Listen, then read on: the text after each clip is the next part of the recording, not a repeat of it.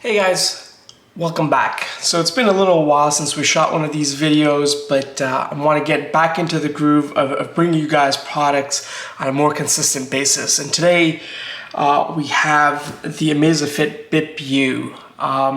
So this, obviously, as you can tell, is a play on the iWatch, but at a more cost-effective price. So basically 1/8 of the price. This one rings in at $49.99 right now at Amazon, and they also have a 10% discount right now. So you're looking at $35, which is an amazing price for what it can do. Initially, I thought by the name Amazafit, it was a knockoff brand that Amazon was offering, but Amazafit is a standalone company on its own that makes smartwatches. The Bip U is essentially the starting point for their smartwatches. So this is the baseline, and then they go to the Bip U Pro and the XO. So they do get up in range, but we are looking at the base model Bip U and see what it has to offer. So this watch basically, I would say, offers 90% of what the iWatch offers as far as features and capabilities at literally the 1/6 of the price. We'll talk about some of the things that it doesn't have and see if it's worth, saving that money and going for this cheaper model here. So just off the top of the bat here, as far as specifications, so it's got a 1.43 inch large screen. It's got a blood oxygen level measurement. It's got the Pi Health assessment system, which basically takes all of your exercising, your oxygen levels, your stress levels, breathing, and it kind of gives you a great report on overall how well you're doing. It's got stress monitor, breathing exercises. It's actually very light, 31 grams. So considerably light, 60 plus modes for sports to be able to track with a GPS system, so you can track that as well.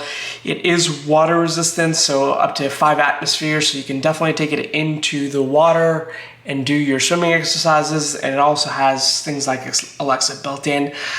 It's capable of connecting with both the iPhone and Android devices, so a lot of capability there. So let's go ahead, unbox it, and then we can get into the details of it. Okay, let's open it up.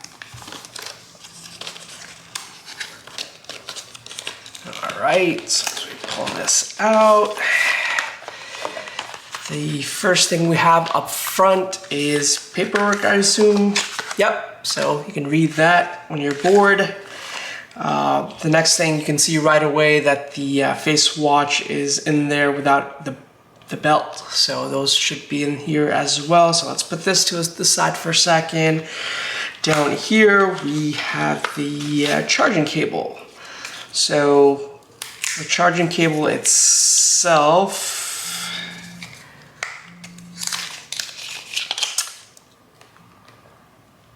USB-A, and then it's got a proprietary magnet on the back. So if I take this and put it there you go. So it's kind of almost like the iWatch itself. And most smartwatches, it kind of just sits in there. The magnets hug up to the back of it, so it should be fairly easy to charge here. And then when we open up the top here, we have both, well, get it off the bottom here. So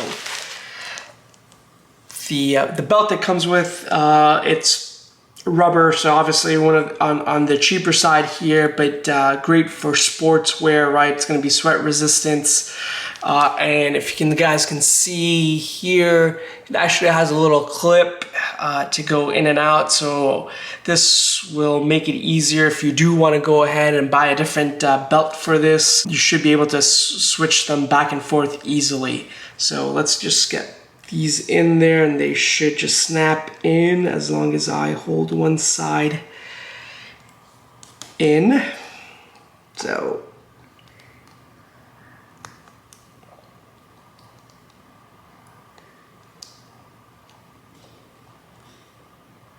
and there we go.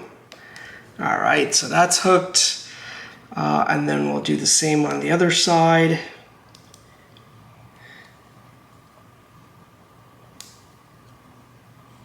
And it should be the same process here.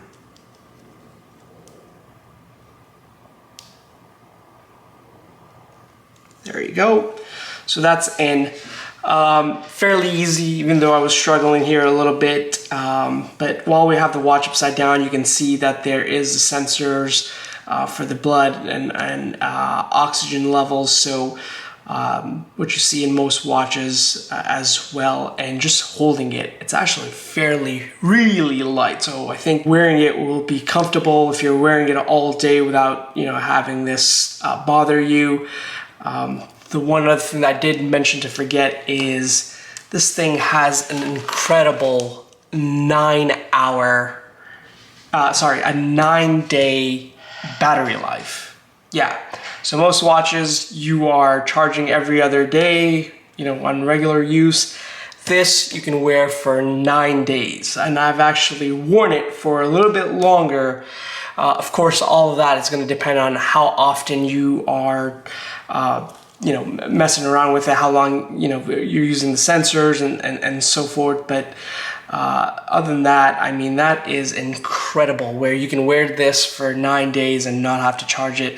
They said with heavy use that goes down to 5 days. One thing you will notice when I turn this on is that even though the face actually looks pretty big, the screen itself is a little bit smaller, which is kind of disappointing. You would think it would have been from edge to edge, but apparently it's not. But you know, you do get used to it. It doesn't bother you as much after a while, but it is a shame that the screen does not go from edge to edge. Okay, I think we're ready to turn this thing on and see some of its features. So basically, to turn it on, you really just have this one button on the side here, which is the dial, and you hold it down for a few seconds and it should turn on. And there you go. So that was actually pretty quick.